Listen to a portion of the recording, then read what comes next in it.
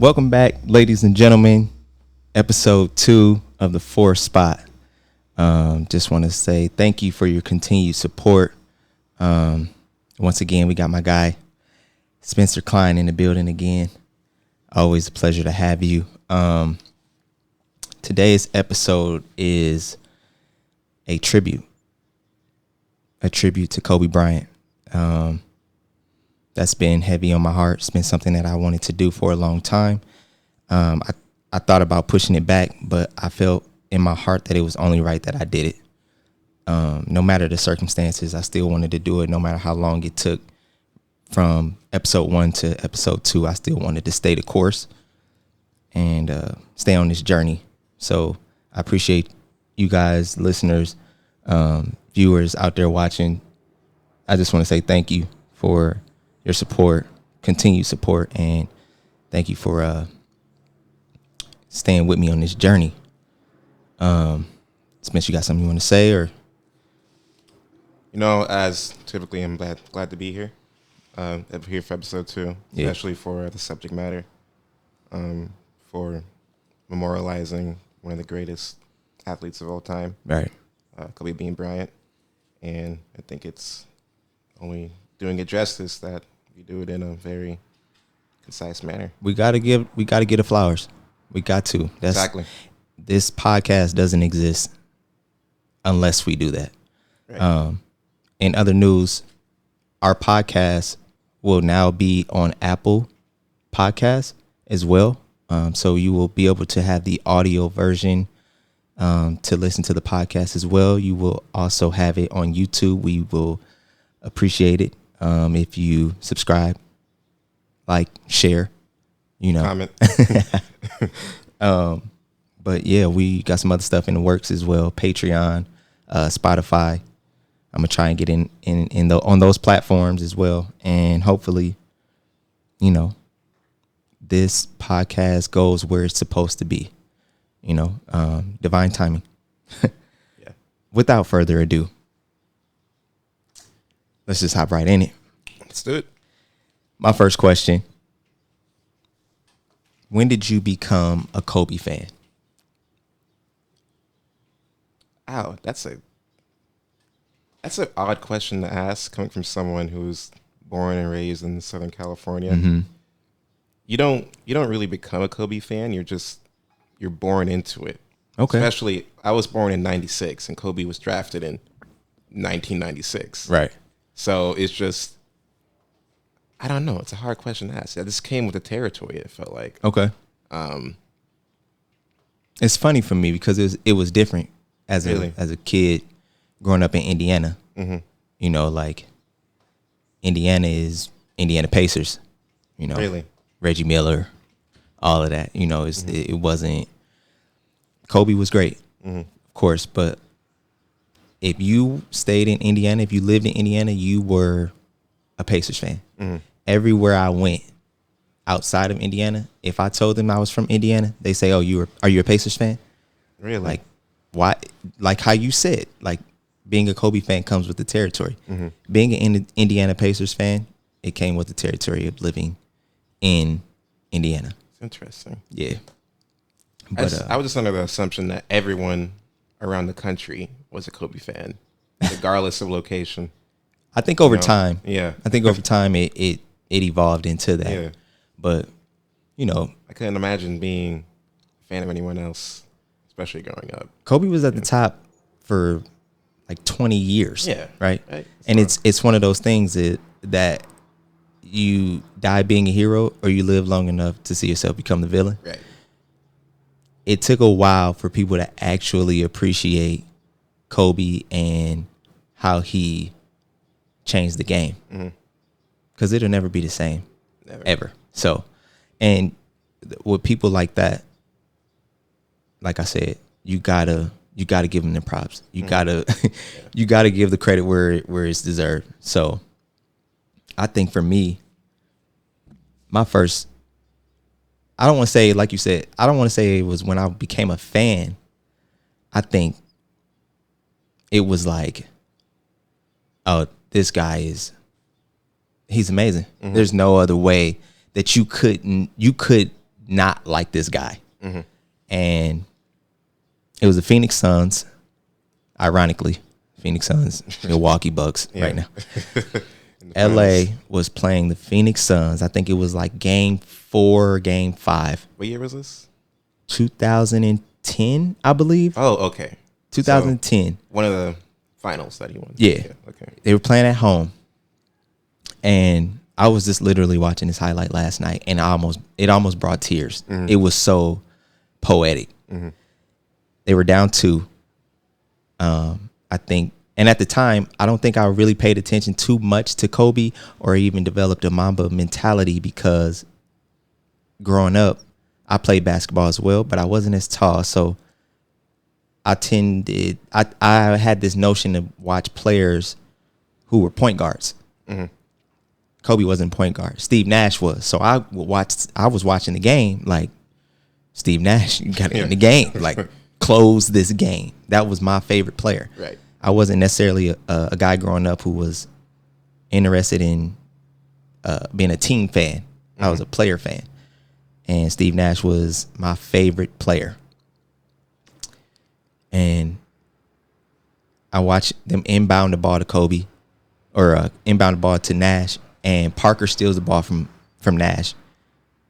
And it looks like the ball is getting ready to go out of bounds, but he saves it. And then Kobe gets the ball, drives the ball all the way down the court, lays the ball up, tie game. End of the 4th quarter, they get ready to go into OT. Fast forward to OT. This is divine timing, right? They're doing a jump ball in the middle of the court. Now, what would be the odds that this ball gets tipped into the direction of Kobe Bryant? Imagine the thought they had in their head. Like as soon as he get the ball, like, okay. And this is when I knew this guy was amazing. And I think that this is what we talk about, or what we hear about Mamba mentality. I watched Kobe get the ball half court. He didn't have his eyes on anyone. It was almost as if he took himself back to the moment where he practiced this move, this shot in the gym by himself. I'm watching this. He runs straight to the spot where he knows he can knock a shot down. Like, it was almost robotic. As soon as he got the ball, he drives down, elbow free throw, pulls up. It didn't matter how many defenders was on him. It could have been the entire arena on him. He was getting to that elbow, and he was pulling up for that jump shot. It almost looked like it was a practice move, like he had been practicing that for years just for this very moment. He didn't do no fancy moves. He put the ball in his right hand, and he drove strong to the elbow, right elbow, left foot, right foot, pull up, jump shot, game. And I don't know if you remember this, like this moment where he's screaming at the crowd, and then he grabs his jersey and he swings it was that game where he shows his heart. I'm like, we're good. The NBA is good. This guy he's it. It makes me nostalgic. Yeah, man. That's why I said, like, it almost brought tears to my eyes, because like, I wasn't there. I was there in the moment. I watched that game live, but to rewatch it, the same emotions came back. I'm like, wow, like, how is this even possible? How is somebody this good able to find a way? Because it just seemed like there was no way. There was 2 defenders on him. There's no way you're getting this shot off. Right. And so, those are the type of things that I like to highlight. I like to talk about, and I like to voice. But how you feel? Like, what do you feel? You said you were like, this was the territory, like, evolving with that. Like, was there ups and downs, good and bads, or like, as living in Los Angeles, being Kobe fan, definitely. I don't want to get into too much detail about the whole court case he was involved in. That was really it put on a lot of tension. Yeah. Especially in my family, knowing that their two oldest sons at the time, were big Laker fans, and their star player was facing these charges. Yeah. And having to deal with that, and having to try to focus on separating the player from the person, which they at one time sat us down and said, we don't want you wearing this jersey anymore for whatever X or Y reason. Yeah.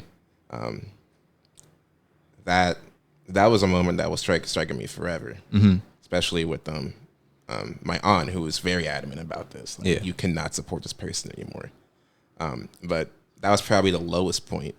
But nevertheless, we still saw greatness in him, and we still wanted to imitate that greatness. Right. And just to, highlight, like, he didn't just be great on the court. He's great off the court too. Right. I mean, I feel like he kept himself to a high standard. A high standard in the way that he carried himself as a man, and when he passed away, I know it was something that went viral about him being a girl dad. I feel like that was being a dad to a bunch of girls is probably a heavy burden, because you're a man, like it's not as easy to tap into the same emotions as a woman can, being a man and stuff like that. Yeah. But yeah, man, I think that leads us to that segue of the Mamba mentality. I think he had the Mamba mentality on taking care of any issue that he was faced with. Right. And I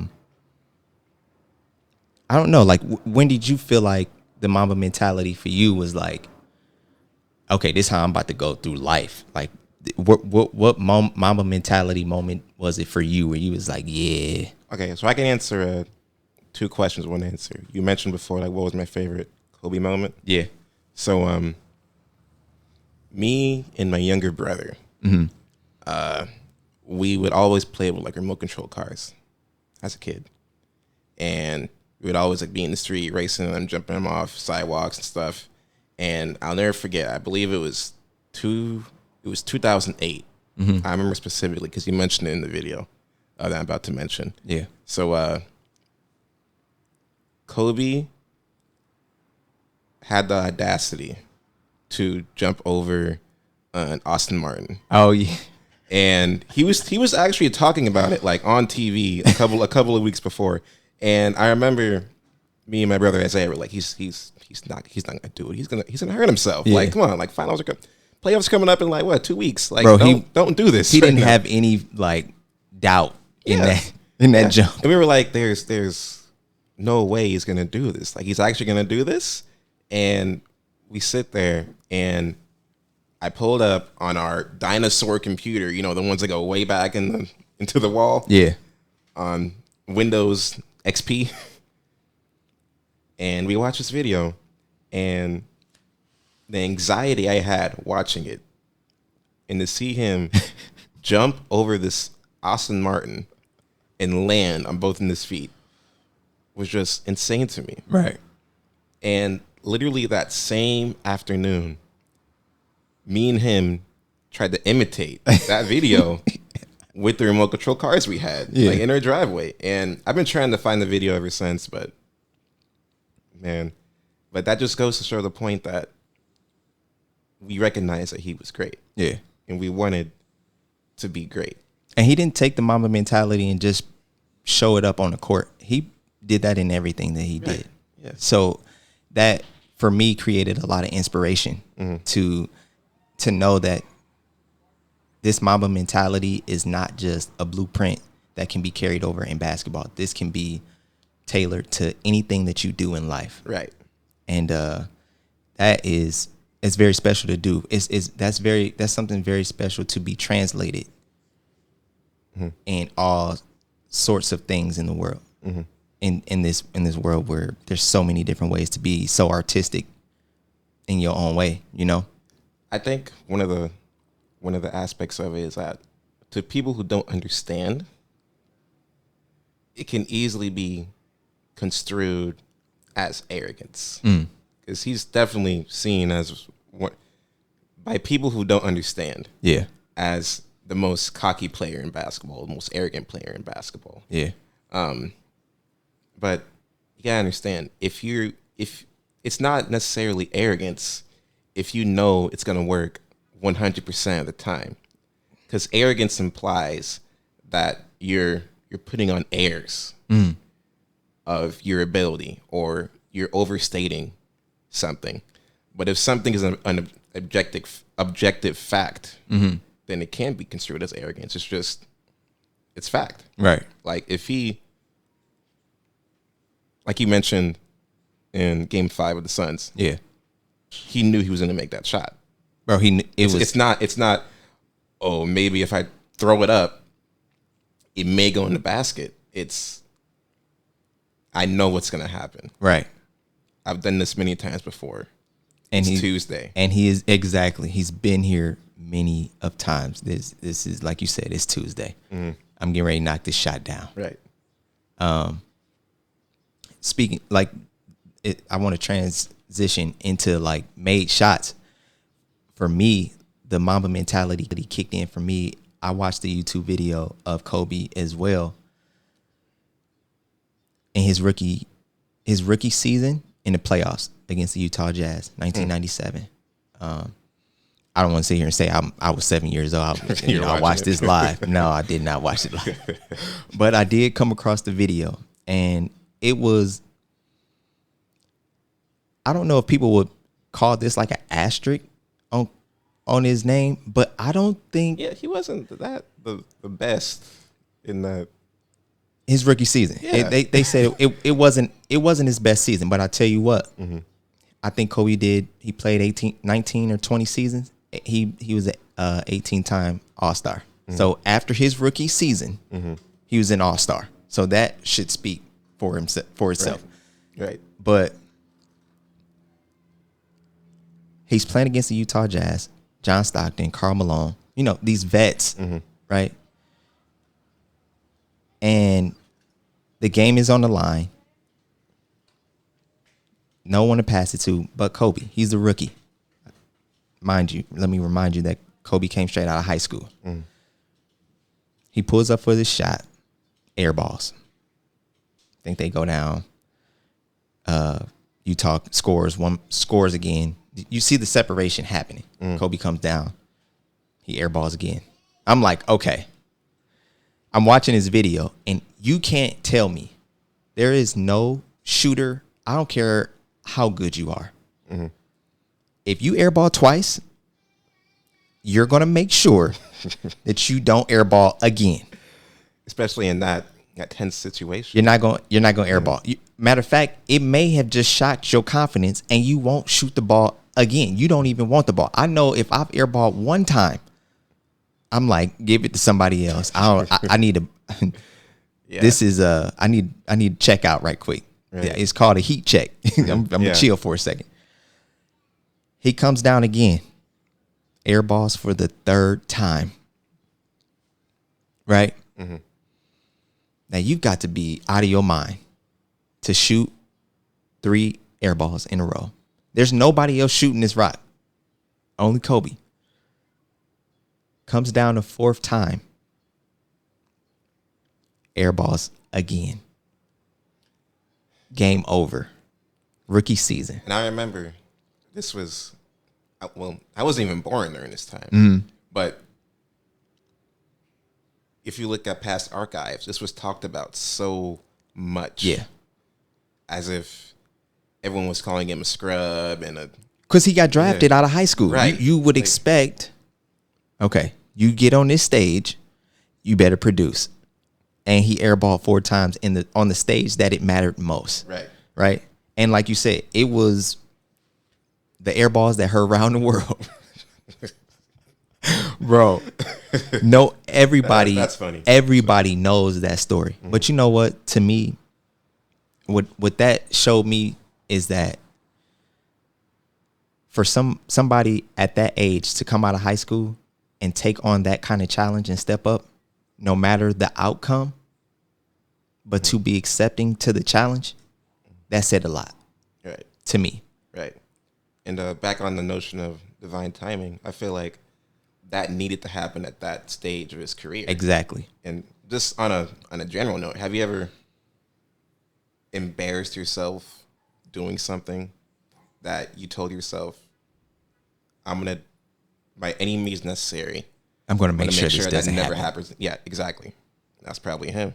I felt like with each airball relieved every fear that he ever had coming into the league every time he airballed.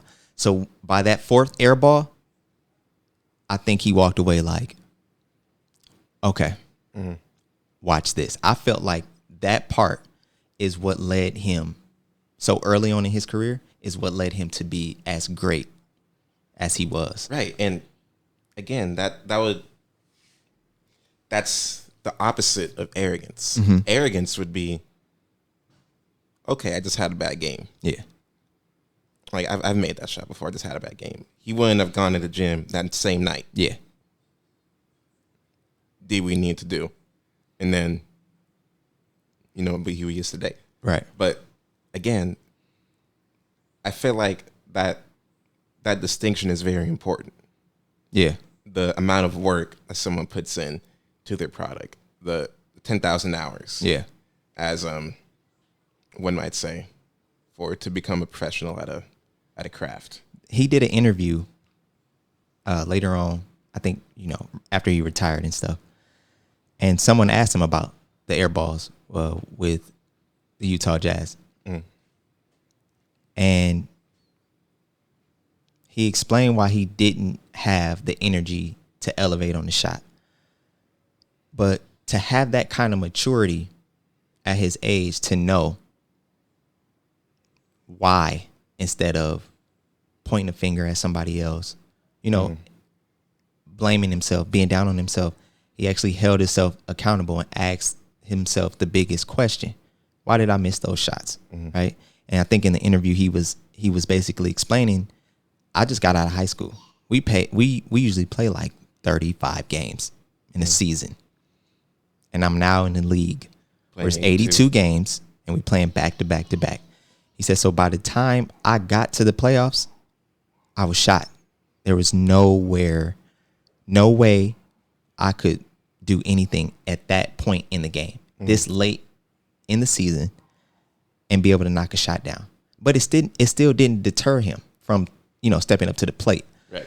But it shows the maturity that it took and what it takes today to even be a great player, which is why I feel like he changed the game, because that greatness and that level of maturity, it doesn't come in each player.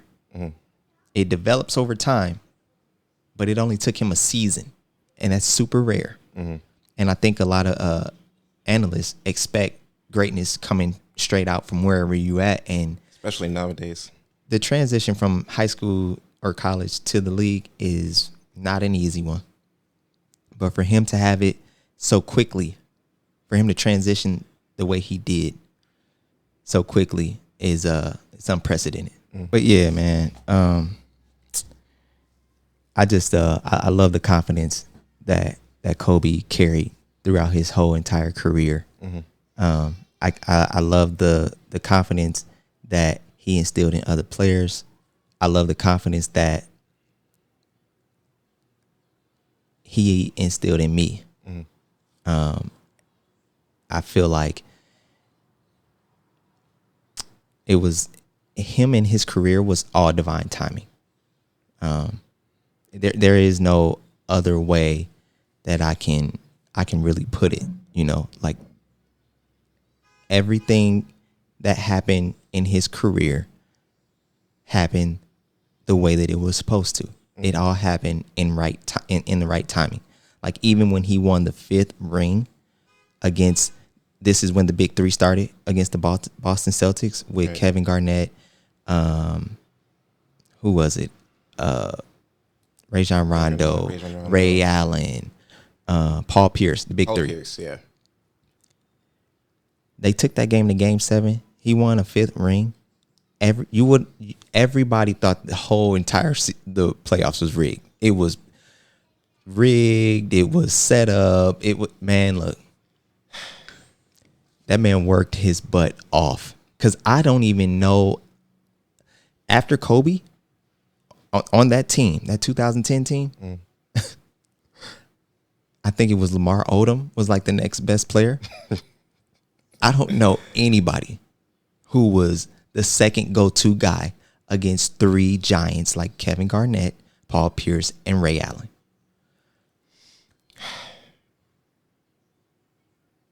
And this goes back to the freak of nature argument. Yeah. He knew that he had to perform to such an excellent character. Yeah. That the others had to either put in or put out. Yeah.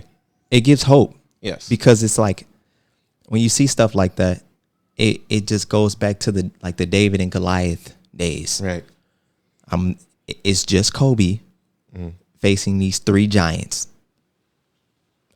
How do you prevail? And that's a good way to go out too, because I remember after the 3-peat, everyone was like, when Shaq left, everyone was saying there's no way he's going to win another ring again. Exactly. And that was, wow. When did Shaq leave? 2004? Around after they lost to the Pistons. Yep, around there. Yeah. And you would have thought that, like, oh yeah, there's no way. Yeah. There's no way he can win a ring without Shaq. Yeah. I think at that point that's when he definitely realized that, his character mattered more.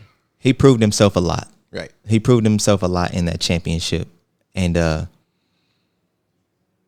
if you didn't respect him then, still, you definitely respected him on his last season tour.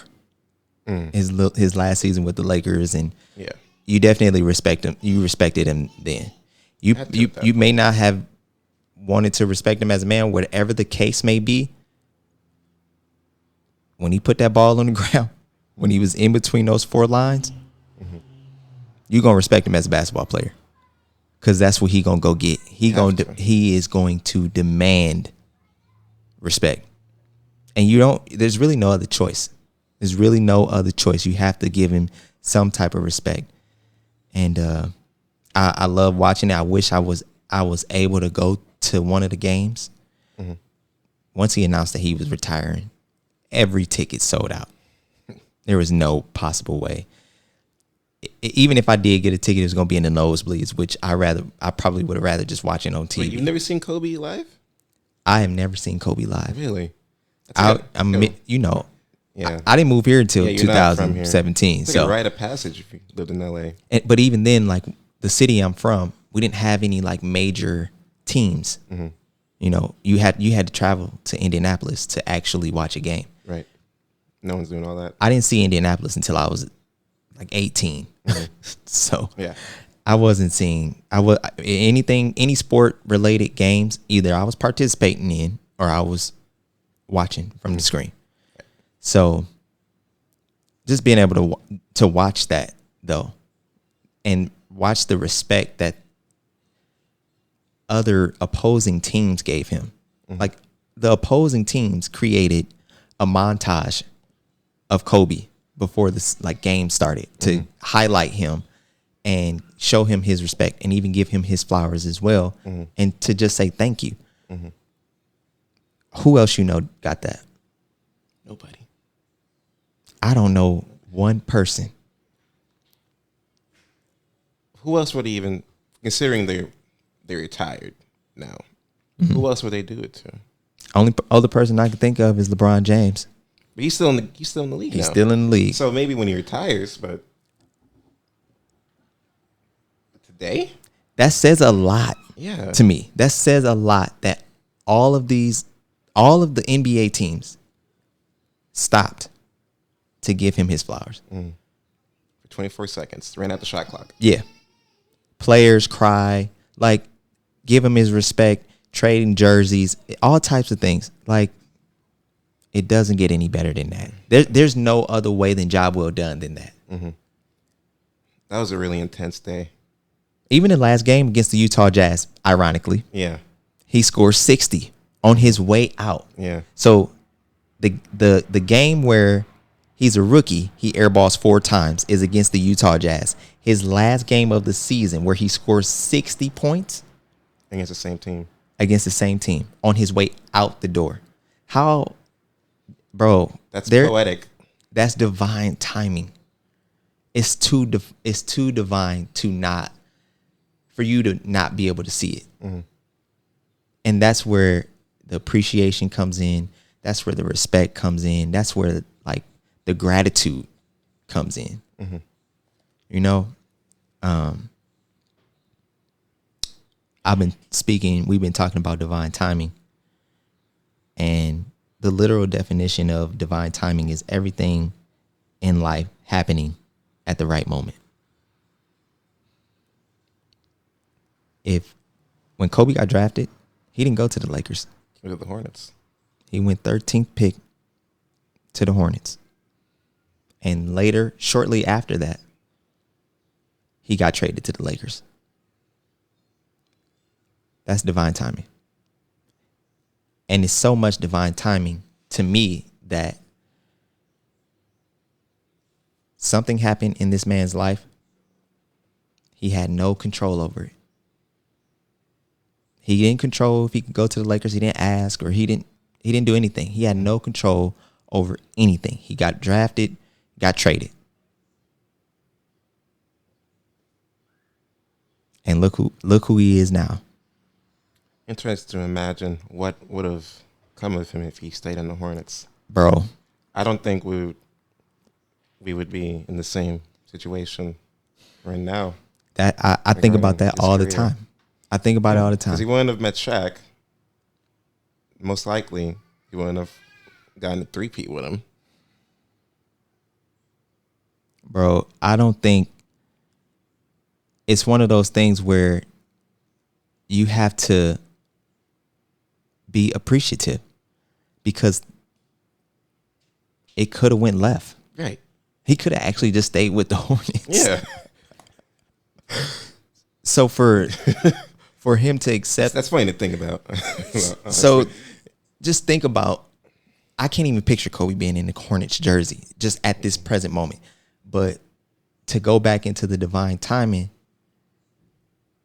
in life, there are things that we really do not have control over.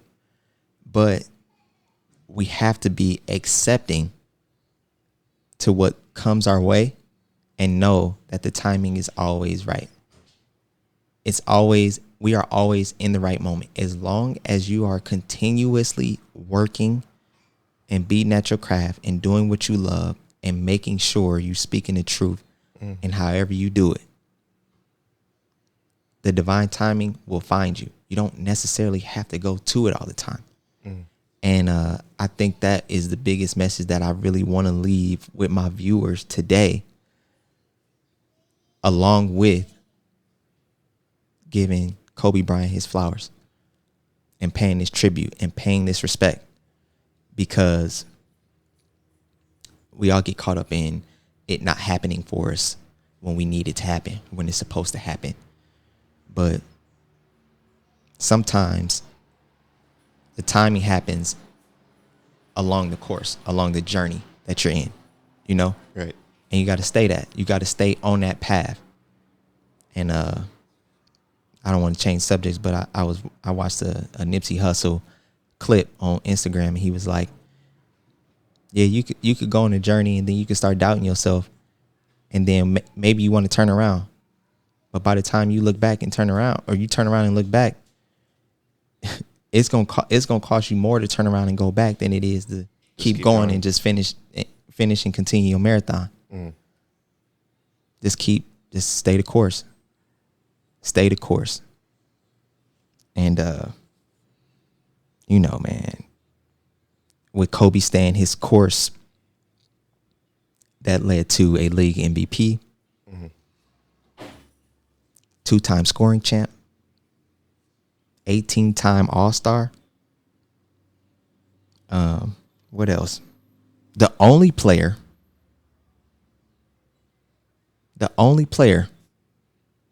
to get his jersey retired twice. Number 8 and 24. You can't make this up. This actually happened, bro. This is real life. I was tearing up thinking about it. 5 championships. Insane. You can't speak Staples Center, Lakers, Los Angeles without speaking Kobe. Right. There's no possible way. And that, ladies and gentlemen, is why we are here today. It brought us full circle to this whole entire podcast existing and this tribute happening right now. If he doesn't do what he did in his career, this doesn't exist today. That's divine timing. Right. So, like I said, I just want to thank the viewers. I want to thank you for coming, bro, and assisting me, being here with me through this journey with the 4th Spot, where we give athletes their flowers while they're still here. Follow us on Instagram, the 4th Spot. That's the number 4, the THE 4 SPOT. And follow our YouTube channel, the 4th Spot. Spence, you got anything you want to say? I think you got it. That's it? That's it. All right.